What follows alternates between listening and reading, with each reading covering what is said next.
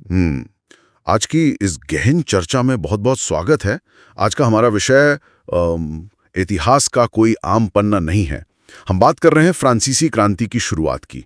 एक ऐसा समय जब एक पूरा समाज और पुरानी राजशाही व्यवस्था बिल्कुल अपने चरम बिंदु पर पहुंच गई थी। बिल्कुल। और मतलब अगर आज के हमारे स्रोतों को देखें तो हमारे पास ऐतिहासिक दस्तावेज है, विस्तृत समय सीमा है और कुछ बेहद प्रतीकात्मक कलाकृतियां भी हैं। ये सिर्फ एक सत्ता पलटने की कहानी नहीं लगती। हाँ, आज का हमारा मिशन भी यही है, ये समझना कि सदियों पुरानी राजशाही का वो मजबूत ढांचा अचानक कैसे ढह गया, नैसर्गिक अधिकारों या नेचुरल राइट्स का जन्म कैसे हुआ और कैसे ये घटनाएं आज के लोकतांत्रिक विचारों की नींव रखती हैं। देखिए, संदर्भ तय करना यहाँ बहुत जरूरी है। मेरी राय में ये केवल राजा और प्रजा की लड़ाई नहीं थी। यह दर्शनशास्त्र और इंसान की सबसे बुनियादी भूख के आपस में टकराने की कहानी है। महलों में जहां मानवाधिकारों पर लंबी बहसें हो रही थी, वहीं सड़कों पर लोगों के पेट की आग भड़क रही थी। चलिए इसे थोड़ा विस्तार से समझते हैं, क्योंकि इस पूरी उथल-पुथल की शुरुआत एक खाली खजाने से होती है। बिल्कुल, 1774 की वो स्थिति। हाँ, जब लुई 16वां राजा बना तो फ्रांस का खजाना लगभग खाली था। लंबे युद्धों ने सब कुछ सोख लिया था। अब नए कर लगाने के अलावा कोई चारा नहीं था। तो 5 मई 1789 को स्टेट्स जनरल यानी प्रतिनिधि सभा की बैठक बुलाई गई। और मजाक की बात तो ये है कि ये बैठक पूरे 175 साल बाद हो रही थी, मतलब 1614 के बाद पहली बार। ये दिखाता है कि राजशाही को सदियों से जनता या प्रतिनिधियों की जरूरत ही महसूस नहीं हुई थी। सही कहा। और जब ये बैठक हुई तो वहां का नजारा बहुत हैरान करने वाला था। व्यवस्था में भारी भेदभाव था। पहले और दूसरे स्टेट मतलब पादरी और कुलीन वर्ग के 300 प्रतिनिधि आराम से आमने सामने बैठे थे, जबकि जो तीसरा स्टेट था, जिसके 600 प्रतिनिधि वहां थे, उन्हें पीछे खड़ा रखा गया, बैठने तक की जगह नहीं दी गई। हाँ, और जो किसान थे, औरतें थीं या कारीगर थे, उनका तो अंदर आना ही मना था। लेकिन फिर भी उनकी शिकायतें बाहर नहीं रहीं। वे अपनी मांगें 40,000 पत्रों के जरिए अंदर भेज चुके थे। असल में बिना इंटरनेट के 40,000 पत्रों का आना उस दौर का एक बहुत बड़ा जनमत सर्वेक्षण था। और यही गुस्सा मतदान के समय सामने आ गया। मतदान का वो पुराना नियम जहां हर स्टेट का केवल एक वोट होता था। जी, लेकिन तीसरे स्टेट ने इस बार साफ मना कर दिया। उन्होंने मांग रखी कि प्रत्येक सदस्य को एक वोट का अधिकार मिलना चाहिए। ये कोई हवा में उठी मांग नहीं थी। ये दार्शनिक रूसों की किताब द सोशल कॉन्ट्रैक्ट के लोकतांत्रिक सिद्धांतों से सीधे तौर पर प्रेरित थी। लेकिन राजा ने इसे अस्वीकार कर दिया और तीसरे स्टेट ने गुस्से में विरोध जताते हुए वो सभा ही छोड़ दी। यहाँ जो बात सबसे हैरान करने वाली है वो ये है कि इस विरोध ने बहुत जल्द एक ऐतिहासिक बगावत का रूप ले लिया। बिल्कुल, 20 जून की वो तारीख। हाँ, 22 जून को ये सारे प्रतिनिधि वर्साई के एक इंडोर टेनिस कोर्ट में जमा हो गए। उन्होंने खुद को नेशनल असेंबली घोषित कर दिया और एक शपथ ली कि जब तक राजा की शक्तियों को कम करने वाला संविधान नहीं बन जाता, वे वहां से नहीं हटेंगे। लेकिन इस शपथ में एक बहुत गहरा विरोधाभास छिपा हुआ है। अगर हम इस बगावत के नेताओं को देखें तो मीराबियो एक कुलीन परिवार से थे, सामंती व्यवस्था का हिस्सा थे। और आबेसिये, जिन्होंने तीसरा एस्टेट क्या है नाम का वो मशहूर पैम्फलेट लिखा था, वो खुद एक पादरी थे। सही कहा। मतलब विशेषाधिकारों के खिलाफ ये जो पूरी लड़ाई लड़ी जा रही थी, उसका नेतृत्व वही लोग कर रहे थे जो खुद उच्च वर्ग से आते थे। ये सच में इतिहास का एक बहुत दिलचस्प मोड़ है। यहाँ बात सच में बहुत दिलचस्प हो जाती है, क्योंकि एक तरफ वर्साई के बंद कमरों में नेशनल असेंबली संविधान लिख रही थी और दूसरी तरफ बाहर सड़कों पर आग लगी हुई थी। ऐसा लग रहा था जैसे दो अलग-अलग फ्रांस एक साथ जी रहे हों। बिल्कुल, उस साल कड़ाके की ठंड से फसलें तबाह हो गई थीं, पावरोटी की कीमतें आसमान छू रही थीं और बेकरी वाले जमाखोरी कर रहे थे। भूखी औरतों की भीड़ ने बेकरी की दुकानों पर धावा बोल दिया। जब पेट खाली हो तो लोग संविधान के ड्राफ्ट का इंतजार नहीं कर सकते, और उसी समय राजा ने पेरिस में सेला भेज दी, जिससे माहौल एकदम विस्फोटक हो गया। भड़की हुई भीड़ ने 14 जुलाई को बास्तील के किले पर हमला कर दिया और उसे नेस्तनाबूद कर दिया। बास्तील केवल एक इमारत नहीं थी, वो राजा की निरंकुश सत्ता का प्रतीक था। और ये आग सिर्फ पेरिस तक नहीं रुकी। अगर हम ग्रामीण इलाकों की बात करें तो वहां एक अजीब सी भय की लहर दौड़ गई थी। अफवाहों ने बहुत बड़ा काम किया वहां। हाँ, अफवाह फैली कि जागीरदारों ने फसलें तबाह करने के लिए लुटेरे बुला लिए हैं। अब डरे हुए किसानों ने क्या किया? उन्होंने अपनी कुदालों और बेलचों से सीधे ग्रामीण किलों पर हमला कर दिया, जिन्हें चैटो कहा जाता था। उन्होंने अन्न भंडार लूट लिए। और सबसे बड़ी बात, लगान के सारे दस्तावेज जला दिए। डर का माहौल इतना ज्यादा था कि कुलीन अपनी जागीरें छोड़कर पड़ोसी देशों में भागने लगे। और इसी हिंसक विद्रोह का नतीजा था कि लुई सोल्वे को अंततः घुटने टेकने पड़े। उसने नेशनल असेंबली को मान्यता दे दी, जिसके बाद 4 अगस्त 1789 की वो ऐतिहासिक रात आई। असेंबली ने एक ही झटके में सामंती व्यवस्था, करों और कर्तव्यों का पूरी तरह से उन्मूलन कर दिया।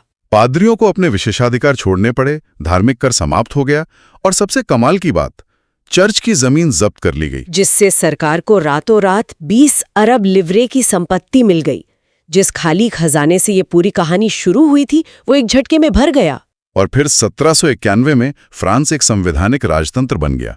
शक्तियां अब एक व्यक्ति के हाथ में नहीं थीं, बल्कि विधायिका, कार्यपालिका और न्यायपालिका में बांट दी गई थी। ये कागज पर बहुत अच्छा लगता है। हाँ, तो इन सब का आखिर मतलब क्या है? जब हम स्रोतों में दिए गए राजनीतिक व्यवस्था वाले चित्र को देखते हैं तो एक बहुत अलग ही सच्चाई सामने आती है। समाज को सक्रिय और निष्क्रिय नागरिकों में बांट दिया गया था। बिल्कुल।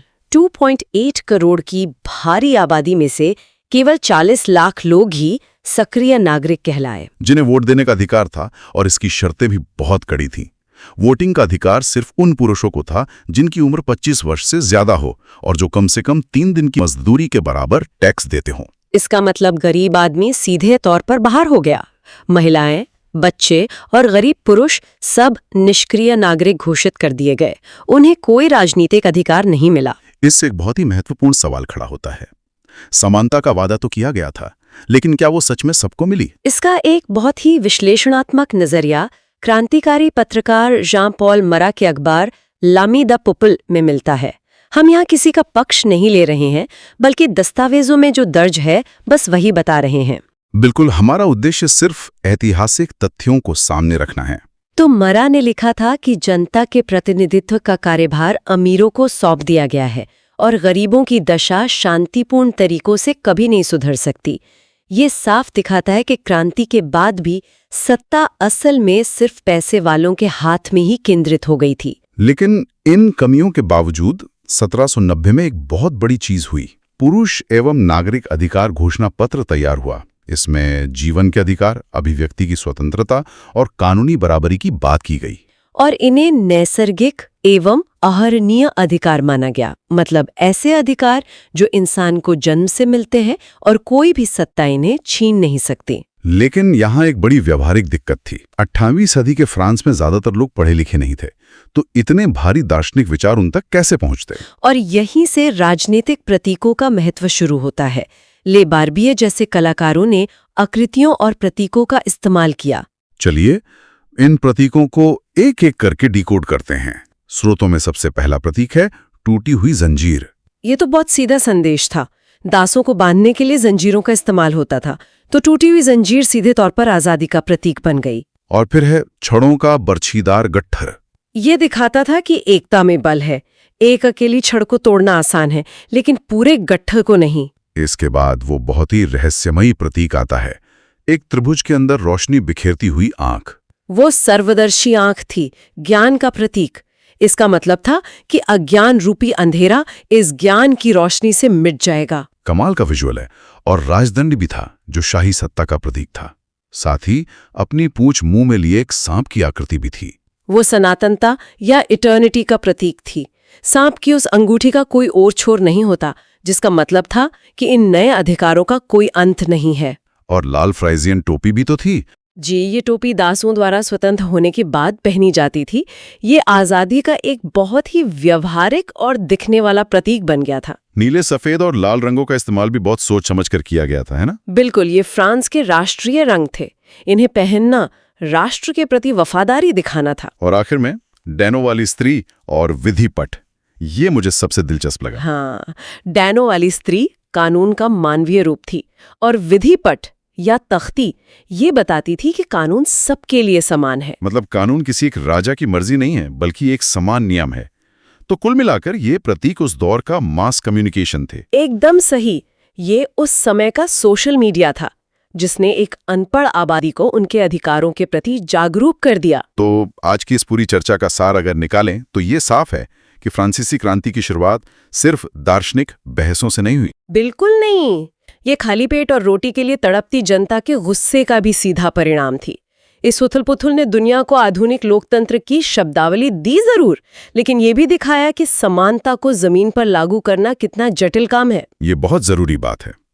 आज जब समाज अपने अधिकारों को वोट देने की आजादी को बहुत ही स्वाभाविक मान लेता है, तो ये याद रखना चाहिए कि इन्हें पाने के लिए इतिहास में कितनी लंबी और उथल-पुथल भरी यात्रा तय की गई है। और ये भी कि कोई भी संविधान सिर्फ कागज नहीं होता।